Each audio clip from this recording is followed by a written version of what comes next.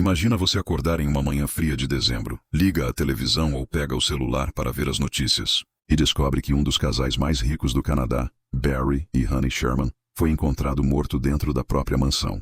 Não estamos falando de uma família qualquer. Estamos falando de um bilionário da indústria farmacêutica e de sua esposa, uma mulher filantropa e extremamente querida. Mas o que choca não é apenas o fato deles terem morrido, é a forma como foram encontrados. Presos por cintos de couro lado a lado, em um cenário que parecia quase encenado. E o pior de tudo, até hoje, ninguém sabe quem matou Barry e Honey. Esse é o tipo de caso que faz a gente se perguntar: até onde vai o poder do dinheiro? Será que nem mesmo bilhões são capazes de garantir segurança? E principalmente, quem teria tanto motivo e coragem para eliminar um casal tão influente? Hoje vamos mergulhar fundo no assassinato de Barry e Honey Sherman, um crime que abalou o Canadá, repercutiu no mundo inteiro e que até agora permanece sem solução. Antes de entender o mistério, precisamos conhecer as vítimas. Barry Sherman nasceu em Toronto em 1942. Desde cedo mostrou ser um homem inteligente, visionário e ambicioso. Ele estudou engenharia e depois química, até fundar a Apotex, uma empresa de medicamentos genéricos que se tornou uma verdadeira gigante global. Para você ter ideia, quando Barry morreu, sua fortuna era estimada em cerca de 5 bilhões de dólares canadenses. Apesar da riqueza, Barry tinha fama de ser extremamente simples. Alguns até diziam pão duro. Ele dirigia carros velhos até o fim da vida útil, aparecia em reuniões de negócios com camisas gastas e não tinha o hábito de ostentar. Mas ao mesmo tempo, era considerado implacável nos negócios. Ele processava concorrentes, brigava com gigantes da indústria farmacêutica e sempre buscava expandir seu império. Já Honey Sherman era o oposto em personalidade, extrovertida, carismática e apaixonada por causas sociais. Ela era conhecida por doar milhões de dólares a hospitais, universidades, projetos de pesquisa e instituições de caridade. Quem convivia com ela dizia que Honey tinha um coração enorme, mas também uma forte personalidade que equilibrava a seriedade de Barry. Juntos, eles eram vistos como um casal de poder. Ele, o cérebro dos negócios, ela, a alma da filantropia. Tinham 4 filhos, netos, e aparentemente uma vida perfeita. Mas como a gente vai ver, por trás de toda essa imagem de sucesso, havia muita tensão, inimigos e segredos. O dia da tragédia começou de forma banal. Era 13 de dezembro de 2017, uma quarta-feira. Logo cedo, a personal trainer do casal, Denise, esteve na mansão deles, localizada em Old Colony Road, um bairro luxuoso de Toronto. Primeiro, Barry fez sua série de exercícios. Depois, foi a vez de Honey. Tudo parecia normal. Barry saiu por volta das 10 horas da manhã em seu carro antigo para ir até a Apotex, enquanto Honey ficou em casa resolvendo compromissos. Mais tarde, no final da tarde, os dois se encontraram, novamente no escritório da empresa para uma reunião com o arquiteto responsável pela nova mansão que estavam construindo. Esse detalhe é importante. Apesar da fama de serem frugais, Barry e Honey estavam investindo pesado em um novo lar, avaliado em 30 milhões de dólares. A casa onde viviam, uma mansão avaliada em quase 7 milhões, seria vendida em breve. Eles estavam prontos para começar um novo capítulo da vida. A reunião terminou por volta das 18h15. Honey saiu primeiro e foi até um shopping para comprar presentes de Hanukkah para os netos. Também passou em um banco para sacar dinheiro. Barry, como de costume, ficou até mais tarde no escritório. Foi visto saindo às 20h30 e, segundo registros, chegou em casa pouco antes das 21 horas. Aparentemente tudo seguia dentro da rotina. Mas aquela seria a última vez que alguém veria Barry e Honey com vida. 2 dias depois, em 15 de dezembro de 2017, logo pela manhã, a casa dos Sherman começou a receber visitas incomuns. A corretora de imóveis, Elise Stern, tinha marcado de mostrar a mansão a possíveis compradores, mesmo sem conseguir contato direto com Barry e Honey.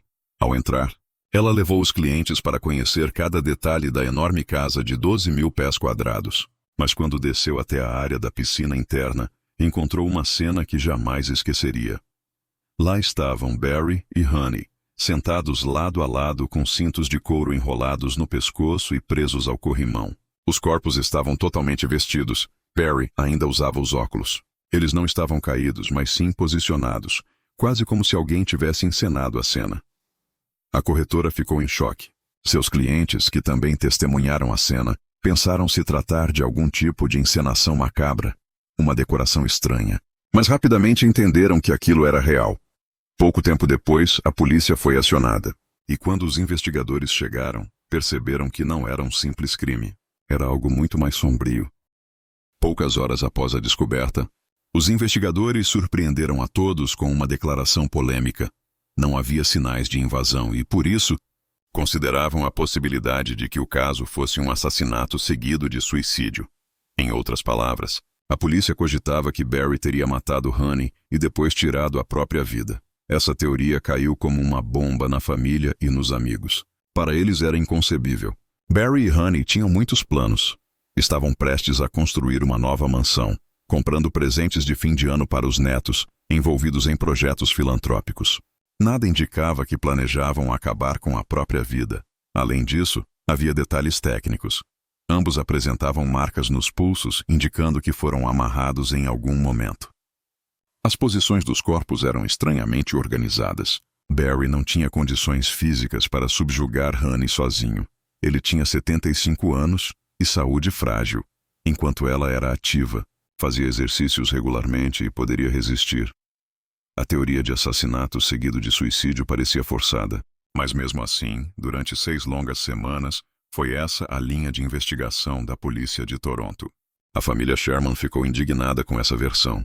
Logo nos primeiros dias, os filhos divulgaram uma carta pública, afirmando que seus pais jamais cometeriam suicídio e que estavam sendo vítimas de uma investigação falha. Eles exigiram que a polícia investigasse o caso como duplo homicídio. E mais, contrataram uma equipe particular de investigadores liderada pelo advogado Brian Greenspan e pelo ex-detetive Tom Klatt. Essa equipe independente faria suas próprias análises, exames e entrevistas. Para eles estava claro: Barry e Honey haviam sido assassinados. A prova definitiva de que algo estava errado veio com uma segunda autópsia. Enquanto a polícia hesitava em definir a causa da morte, os investigadores particulares encomendaram uma nova análise feita pelo médico legista, Dr. David Chason. A conclusão foi categórica. Barry e Honey foram estrangulados com ligaduras antes de serem posicionados com os cintos, ou seja, os cintos não foram os instrumentos do assassinato. Eles foram usados apenas para encenar a cena, mantendo os corpos sentados. Além disso, havia marcas indicando que os pulsos de ambos tinham sido amarrados em vida. Essa revelação desmontava de vez a hipótese de assassinato seguido de suicídio. Quando essa informação veio a público, a polícia de Toronto foi duramente criticada. Como poderiam ter perdido tantos detalhes? Por que insistiram durante semanas em uma versão tão improvável? E o mais grave: quanto tempo e provas preciosas foram perdidos nesse processo? Jornais canadenses começaram a questionar a competência da investigação. Críticos afirmavam que, em casos de alto perfil, as autoridades preferem dar respostas rápidas para acalmar a opinião pública, mesmo que isso signifique seguir hipóteses absurdas. Enquanto isso, os filhos dos Sherman reforçavam cada vez mais a ideia de que seus pais foram assassinados de forma premeditada e que havia muito em jogo por trás daquele crime. Logo, o caso Sherman deixou de ser apenas uma tragédia familiar e se tornou um escândalo internacional. Afinal, estamos falando de um bilionário que tinha inúmeros inimigos no mundo dos negócios. Barry Sherman não era um empresário querido pela concorrência. Ao contrário, ele acumulava processos judiciais, disputas milionárias e desafetos poderosos.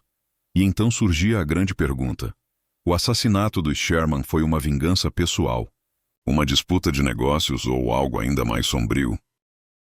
Barry Sherman pode até ter sido um gênio nos negócios, mas também colecionou inimigos ao longo da vida. Como fundador da Apotex, ele desafiou grandes empresas farmacêuticas ao lançar medicamentos genéricos que custavam muito menos do que as versões originais. Isso o transformou em uma figura odiada por gigantes da indústria, e Barry não recuava diante de conflitos. Ele era conhecido por ser extremamente litigioso. Processava concorrentes, brigava com sócios, discutia com políticos. Para alguns era um visionário. Para outros, um homem difícil, até arrogante. Mas uma coisa é certa: quando alguém acumula tanto poder e tanto dinheiro, também acumula potenciais inimigos. A primeira teoria que circulou foi a de que o assassinato tinha ligação direta com o império farmacêutico de Barry. A Apotex estava envolvida em dezenas de disputas judiciais. Algumas delas envolviam bilhões de dólares. Empresas rivais tinham muito a ganhar com a morte de Barry, que era o cérebro da companhia. Seria possível que algum concorrente tivesse contratado assassinos para tirá-lo do caminho? Outra linha de investigação olhou para a vida pessoal dos Sherman. Barry, apesar da fortuna, era conhecido por sua rigidez financeira. Ele frequentemente se envolvia em brigas com parentes, advogados e até amigos próximos. Inclusive, alguns familiares haviam processado Barry anos antes, alegando que ele os havia enganado em acordos empresariais. Havia ressentimentos, mágoas antigas. Será que alguém da própria família poderia estar envolvido? No início, a polícia também cogitou a possibilidade de que fosse um assalto mal executado. Afinal, o casal vivia em uma mansão gigantesca, repleta de objetos valiosos. Mas essa teoria não fazia sentido por um motivo simples. Nada foi levado. Na carteira de Honey, por exemplo, havia $7.500 em dinheiro vivo. Dinheiro fácil que qualquer ladrão teria levado, mas estava intacto, ou seja, não parecia um crime de oportunidade. Era algo mais planejado. Um detalhe arrepiante chamou a atenção dos investigadores. A forma como os corpos foram posicionados lembrava uma escultura que os Sherman tinham em casa.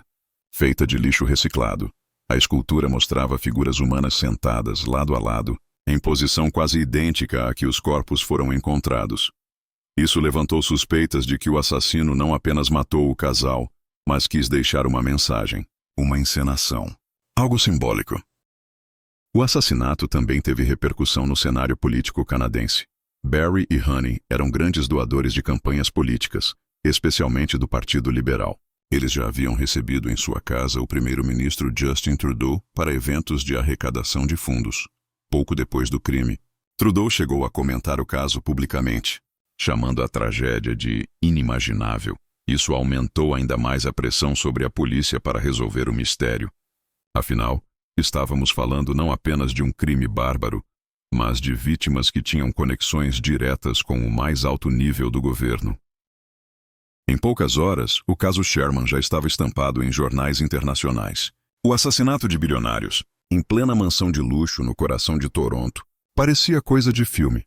Comparações começaram a surgir com histórias fictícias como Clue ou Glass Onion, em que milionários são cercados de segredos e conspirações. Mas essa era a vida real. E as respostas estavam cada vez mais distantes. Desde o início, a polícia de Toronto foi alvo de duras críticas. Primeiro, por ter insistido na versão de assassinato seguido de suicídio durante 6 semanas. Esse atraso pode ter custado provas preciosas. Quanto mais tempo passa, mais difícil fica identificar impressões digitais, resíduos e testemunhas confiáveis. Segundo, pela condução da cena do crime. Muitos especialistas apontaram que houve erros básicos. Investigadores não foram ao local imediatamente. Evidências não foram coletadas de forma adequada. Pessoas que tiveram contato com o casal nos últimos dias não foram entrevistadas de imediato. Em resumo, parecia que o caso já começava com falhas graves. Enquanto isso, a mídia canadense e internacional acompanhava cada detalhe. Jornais e emissoras noticiavam teorias conflitantes. Uns falavam em assassinato seguido de suicídio, outros em duplo homicídio. E quanto mais a imprensa divulgava hipóteses sem provas, mais a família se revoltava.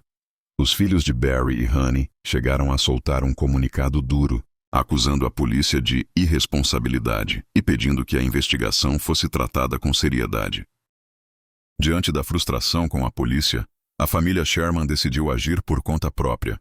Eles contrataram um dos advogados mais influentes do Canadá, Brian Greenspan, que montou uma equipe de especialistas, incluindo o ex-detetive Tom Klatt e peritos forenses independentes.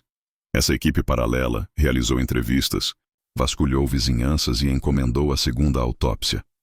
Aquela que confirmou a morte por estrangulamento e desmontou a teoria do suicídio.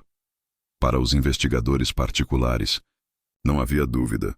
Barry e Honey foram assassinados por alguém que sabia exatamente o que estava fazendo. Mesmo depois da segunda autópsia, a polícia manteve muitas informações em sigilo. Documentos foram lacrados, detalhes não foram divulgados e até hoje parte do processo permanece inacessível ao público. Esse silêncio gerou ainda mais especulações. Seria uma tentativa de proteger a investigação ou havia interesses maiores em jogo? Outro detalhe que chamou atenção foi a questão da herança. Barry e Honey deixaram uma fortuna bilionária. O dinheiro foi administrado pelos filhos, mas, como acontece em muitos casos, surgiram suspeitas. Será que o crime teria ligação com disputas familiares? Até hoje, essa é uma das teorias que rondam o caso. Com o tempo, as pistas esfriaram. O caso Sherman se tornou um dos mais comentados e também um dos mais frustrantes da história do Canadá. Apesar da pressão pública, do envolvimento da mídia e do trabalho paralelo da família, nenhuma prisão foi feita. Nenhum suspeito foi oficialmente acusado. E assim, a morte de Barry e Honey continua um enigma. O funeral de Barry e Honey foi realizado poucos dias após a descoberta dos corpos. Mais de 6.000 pessoas compareceram para se despedir do casal. Entre elas, políticos, empresários, líderes comunitários e, claro, familiares e amigos. A presença massiva mostrava o tamanho da influência que os Sherman exerciam no Canadá. Eles não eram apenas ricos, eram figuras públicas, lembradas por sua filantropia e pelos projetos que apoiavam. Durante a cerimônia, os filhos falaram sobre o vazio que a perda deixou, mas também anunciaram a criação da Fundação Honey e Barry Sherman, destinada a continuar o trabalho filantrópico dos pais. Mesmo diante do horror da tragédia, a família buscava preservar o legado de generosidade do casal. O caso Sherman escancarou um lado sombrio da vida dos super-ricos. Mostrou que, por trás de mansões luxuosas e fortunas bilionárias, também existem vulnerabilidades, segredos e inimigos poderosos. No Canadá, o assassinato se tornou um dos crimes mais emblemáticos da história recente. Um mistério que mistura poder, dinheiro, política e uma investigação repleta de falhas. E até hoje, mais de 5 anos depois, ninguém foi oficialmente acusado. O caso permanece em aberto, alimentando teorias, investigações jornalísticas e documentários. O assassinato de Barry e Honey Sherman levanta uma pergunta perturbadora. Se nem bilhões de dólares, influência política e conexões com as elites são capazes de garantir segurança, o que resta para o cidadão comum? Quem teria ousado eliminar um casal tão poderoso? E por quê? Talvez a resposta esteja em algum detalhe esquecido, em algum documento escondido. Ou talvez esse mistério jamais seja totalmente revelado.